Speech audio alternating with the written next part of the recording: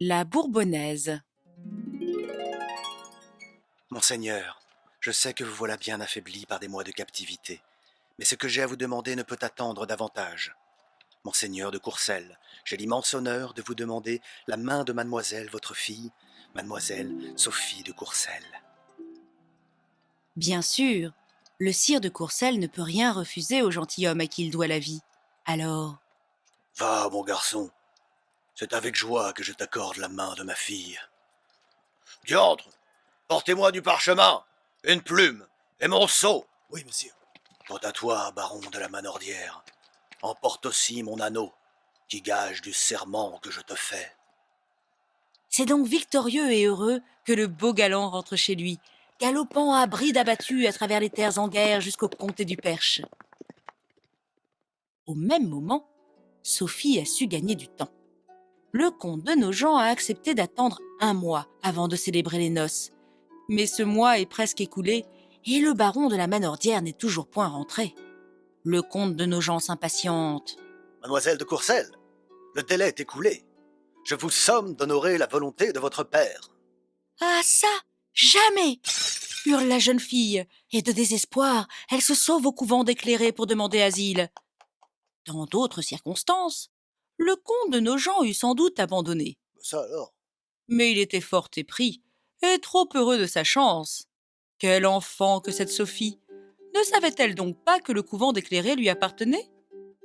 Le lendemain, il fait ouvrir ses portes et il épouse Sophie, malgré ses larmes et ses supplications. Voilà à peu près 15 jours que la belle Sophie est comtesse de Nogent quand le baron de la Manordière arrive au château de Courcelles. Il brandit avec bonheur les preuves de sa victoire. Sophie est mienne! Sophie est mienne! Le sire de Courcelles me l'a accordée. Ciel! Devant l'immense étonnement et la désolation de Madame de Courcelles, le pauvre jeune homme se fige. Il comprend qu'il s'est fait berner et que l'on a signé son malheur. Ô baron, à qui la passion avait fait braver l'impossible, le voilà anéanti. Il tombe à genoux, plus faible qu'un enfant. 2 anneaux, 2 lettres, 2 sceaux du sire de Courcelles. Voilà qui est louche. Le pot-aux roses est vite découvert, car le faux pèlerin est facilement reconnu comme un valet de Marguerite de Radré. Aurait-il pu mentir et protéger sa maîtresse? Quoi? Cette bougresse? J'aurais même un certain plaisir à en rajouter.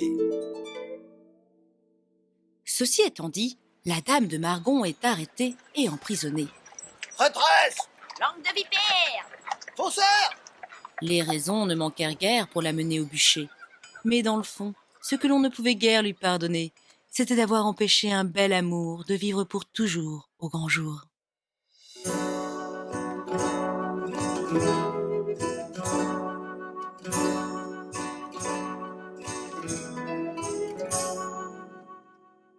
Oh Sophie, tu es si jolie, mon cœur ébloui, il sera pour la vie.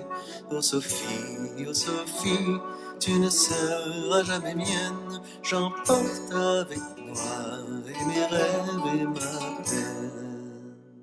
Mon baron, mon aimé, jamais je ne t'oublierai, même si dans cette vie tu dois m'abandonner. Mon baron, mon aimé, je serai avec toi, tu emmènes au loin mon amour et ma joie. Cette légende de la Bourbonnaise est encore commémorée aujourd'hui dans la ville de Margon. La tradition veut que le jour de Notre-Dame du Mont-Carmel, on fabrique un beau mannequin de paille, à l'image de la Bourbonnaise. On le coiffe, on l'habille somptueusement, puis on le promène à travers la ville. Chacun peut alors se joindre au cortège. On chante, on danse, on lève les chopines. Et le soir venu, pour le plus grand plaisir des bonnes gens, on brûle la Bourbonnaise. La fête reprend alors de plus belle à la lueur des flammes, et elle se prolonge jusqu'à tard dans la nuit. Tout cela afin que l'on n'oublie jamais dans le bourg de Margon le sort que l'on réserve aux mauvaises gens. Les podcasts du perche.com. La dame de Margon était bougon, à son âme son point de baron. La dame de Margon était ronchon et la justice de Cupidon. Marguerite de Radrès s'était juré qu'un jour venu elle se vengerait. Elle a accompli tant de méfaits que la voilà bien attrapée. Tourne, tourne, guéluron, la dame n'a pas volé son lot. Chante, chante, compagnon, elle finira sur l'échafaud.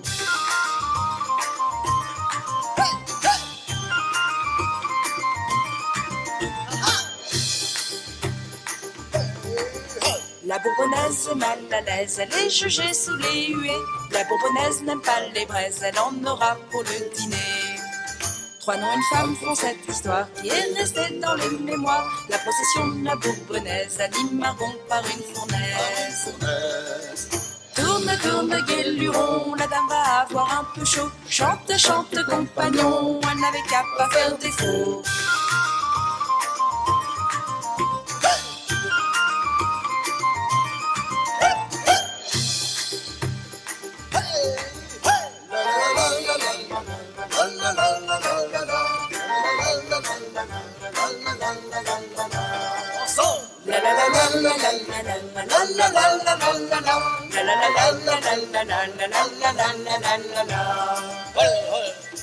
Tourne, tourne, guéluron, la dame n'a pas volé son lot. Chante, chante, compagnon, elle a fini sur l'échafaud.